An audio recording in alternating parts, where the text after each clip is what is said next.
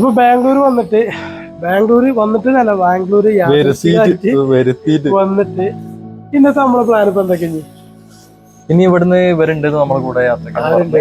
നമ്മൾ ഓരോന്നും കാണിച്ചിട്ടില്ലേ? ആൾക്കാരെ കാണാം, എപ്പോഴും കാണിക്കില്ല. നമ്മള് കറക്റ്റ് ലൊക്കേഷനിൽ എത്തിയിട്ട് കാണിക്കാം. നമ്മള് മൈസൂരിൽ കുറച്ച് കഴിഞ്ഞേക്ക് നമ്മൾ പറഞ്ഞല്ലേ ലൊക്കേഷനില് നമ്മളവിടെ ടെന്റ് അടിച്ച് കിടന്നു. ഒരു 8-8:30 ആയപ്പോ ഇവര് ഇവിടേക്ക് തന്നെ വരണം എന്ന് പറഞ്ഞ വാശി പിടിച്ച് 168 കിലോമീറ്റർ ഓടിയിട്ട് നമ്മളിപ്പോ ഇവിടെ വന്നിട്ടുള്ളത്.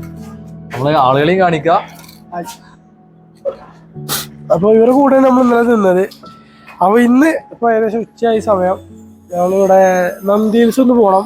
പിന്നെ അവിടെ തന്നെ ആ റൂട്ടിലൊരു ടെമ്പിൾ ഉണ്ട്. സൺസെറ്റ് ഒക്കെ അടിപൊളിയാണെന്ന് പറയണേ. അപ്പോൾ ഇതൊക്കെയാണ് ഇന്ന് ഞങ്ങള് പ്ലാൻ ചെയ്തിട്ടുള്ളത്. പിന്നെ നൈറ്റ് പിന്നെ ബാംഗ്ലൂരിലെ കുറച്ച് നല്ലൊരു അടിപൊളി ഡ്രോൺ ഷൂട്ടും കാര്യങ്ങളൊക്കെ ചെയ്യണമെന്നാണ് നമ്മുടെ പ്ലാന്.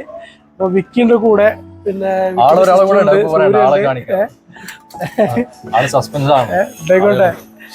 അപ്പൊ നമ്മൾ ഇറങ്ങാൻ പോകുന്നത് വണ്ടി സ്റ്റാർട്ടിലിട്ടിരിക്കുന്ന വണ്ടി നിങ്ങളുടെ വണ്ടി നമ്മൾ ഇറങ്ങിക്കണേ. അപ്പൊ ബാംഗ്ലൂർ ചെറുതായിട്ടൊന്നൊക്കെ ഇറങ്ങിയിട്ട് വേണം നമുക്ക് അടുത്ത പരിപാടിയാണ്. നമ്മളിപ്പോൾ ബാംഗ്ലൂർ ടൗണിൽ കൂടെയാണ് ഇപ്പോൾ വണ്ടി ഓട്ടിയാണ് പോയിക്കൊണ്ടിരിക്കുന്നത്. പക്ഷേ കണ്ടു കഴിഞ്ഞാൽ നമ്മൾ ഏതോ വിജനമായ സ്ഥലത്ത് കൂടെയാണ് വണ്ടി ഓട്ടാന്ന് തോന്നും. കാരണം അത്രത്തോളം തിരക്ക് ഫ്രീ ആയിട്ടുള്ള റോഡിൽ കൂടെയാണ് നമ്മളിപ്പോൾ പോയിക്കൊണ്ടിരിക്കുന്നത്. ഞങ്ങളിപ്പോൾ നിൽക്കുന്ന ലൊക്കേഷനിൽ ഏകദേശം 50 കിലോമീറ്റർ അപ്പുറത്താണ് നന്ദി ഹിൽസ് വരുന്നത്. അത്യാവശ്യം ഓടാനൊക്കെ ഉണ്ട്. ഞങ്ങൾ 6 ആളടങ്ങുന്ന സംഘമാണ് 3 വണ്ടികളിലായിട്ടാണ് ഇപ്പോൾ യാത്ര ചെയ്തുകൊണ്ടിരിക്കുന്നത്. അങ്ങനെ അരമണിക്കൂർ യാത്രയ്ക്ക് ശേഷം നമ്മളിപ്പോൾ നന്ദി ഹിൽസിൻ്റെ എൻട്രൻസിൽ എത്തിയിട്ടുണ്ട്. ഈ കാണുന്നതാണ് നന്ദി ഹിൽസിൻ്റെ എൻട്രൻസ്. ഇത് പണ്ട് കാലത്ത് ടിപ്പു സുൽത്താൻ്റെ ഒരു കോട്ടയായിരുന്നു, അതും വേനൽക്കാല വസതി. നന്ദി ഹിൽസിൽ ഒരു കോട്ട പണിയാൻ ഒരുപാട് കാരണങ്ങളുണ്ടായിരുന്നു ടിപ്പു സുൽത്താൻ. അതിൽ ഏറ്റവും പ്രധാനപ്പെട്ട 2 കാരണങ്ങളാണ്. ഒന്ന്, ബാംഗ്ലൂരും മൈസൂരും ഒക്കെ ചൂടിൽ നിന്ന് നല്ലൊരു മോക്ഷണം കിട്ടാന്നുള്ളതും, പിന്നെ യുദ്ധതന്ത്രത്തിനും കാര്യങ്ങൾക്കൊക്കെ വേണ്ടിയിട്ട് നല്ലൊരു കോട്ട അവിടെ സെറ്റാക്കി കഴിഞ്ഞാൽ എല്ലാ കാര്യങ്ങളും നിരീക്ഷിക്കാനും കാര്യങ്ങളൊക്കെ വളരെ എളുപ്പക്കാരം. ഈ 2 കാര്യങ്ങൾക്ക് വേണ്ടിയിട്ടാണ് നന്ദി ഹിൽസിൽ ടിപ്പു സുൽത്താൻ കോട്ട കെട്ടിയത്. ഒരു സഞ്ചാരിയെ സംബന്ധിച്ചിടത്തോളം ഒരുപാട് പ്രധാനപ്പെട്ട സംഭവങ്ങളാണ് നമുക്ക് നന്ദി ഹിൽസിൽ കാണാനുള്ളത്. അത് ഹിസ്റ്റോറിക്കലായിട്ടാണെങ്കിലും നാച്ചുറൽ ആയിട്ടാണെന്നുണ്ടെങ്കിലും.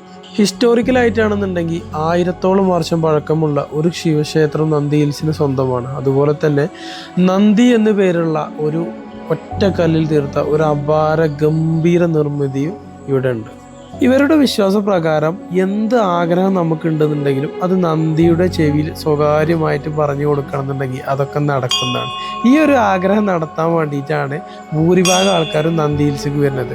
അതും കപ്പിൾസാണ് ഏറ്റവും കൂടുതൽ ഞങ്ങളുടെ കണ്ണിൽ പെട്ടതും.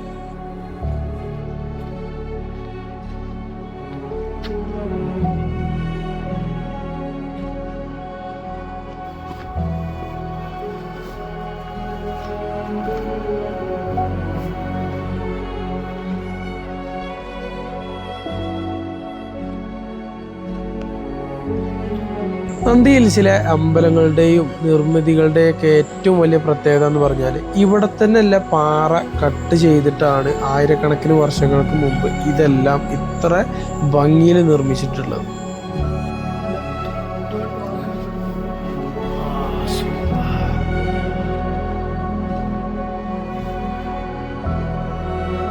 കർണാടകയിൽ തന്നെ ഏറ്റവും പ്രധാനപ്പെട്ട ഒരു നദിയായ പാലാർ നദിൻ്റെ ഉത്ഭവസ്ഥാനത്തേക്കാണ് ഇപ്പോൾ നമ്മൾ ഇറങ്ങി ചെല്ലുന്നത്. ഇതൊന്നും പറഞ്ഞു കഴിഞ്ഞാൽ നിങ്ങൾക്ക് ഒറ്റയടിക്ക് വിശ്വസിക്കാൻ പറ്റില്ല. ഞങ്ങളിത് നേരിട്ട് കണ്ട സംഭവമാണ്. ഒരു നദിൻ്റെ ഉത്ഭവസ്ഥാനത്തേക്കാണ് ഇപ്പം ഞങ്ങളെല്ലാവരും സ്റ്റെപ്പ് ഇറങ്ങി ചെന്നുകൊണ്ടിരിക്കുന്നത്. ഇവിടെ മഴക്കാലത്തൊക്കെ വെള്ളം മൂടിങ്ങനെ നിൽക്കുന്ന ഒരു സ്ഥലമാണിത്. പണ്ട് കാലത്ത് ഇതിലൂടെ പുഴയിലേക്ക് ഡയറക്റ്റ് ഇറങ്ങി ചെല്ലാനുള്ള ഒരു വഴി ഉണ്ടായിരുന്നു എന്നാണ് ഇവിടെ നിന്ന് ഞങ്ങൾക്ക് അറിയാൻ കഴിഞ്ഞത്. പക്ഷെ അതൊന്നും ഞങ്ങൾക്ക് നേരിട്ട് കാണാൻ പറ്റിയിട്ടില്ല. അതുകൊണ്ട് ഞങ്ങൾ ഇതിൽ കറക്റ്റായിട്ട് അതിനെക്കുറിച്ച് പറയുന്നുമില്ല.